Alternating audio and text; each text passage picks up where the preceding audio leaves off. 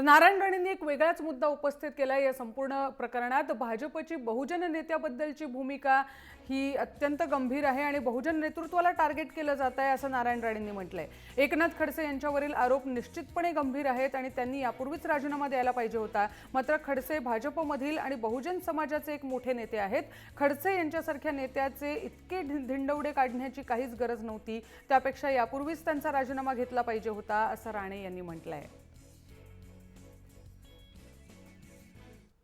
भाजप सरकार सातत्याने ज्यांच्यावर आरोप होत आहेत, गेल्या 1.5 वर्षात मी पाहिलं, त्या आरोपानंतर क्लीन चिट द्यायचं काम करतात।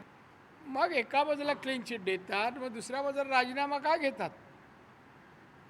आणि एकटेच खडसे भ्रष्टाचारी आहेत का? या मंत्रिमंडळातील कोणता मंत्री भ्रष्टाचार करत नाही असं त्यांनी दाखवावं। आणि म्हणून खडसेंचा राजीनामा दिला, हा उशिरा घेतला गेला। पण मला त्याचबरोबर सांगायचं की हे सरकार तयार झाल्यापासून खडसे आणि देवेंद्र फडणवीस यांच्या अंतर्गत जे युद्ध चाललं होतं ते पाहता हे भाजप सरकार बहुजन समाजाच्या नेत्यांविरोधातच अशी षडयंत्र रचून त्यांना मंत्रिमंडळाच्या बाहेर काढण्याचं जणू त्यांनी निर्धार केला आहे असं मला वाटतं।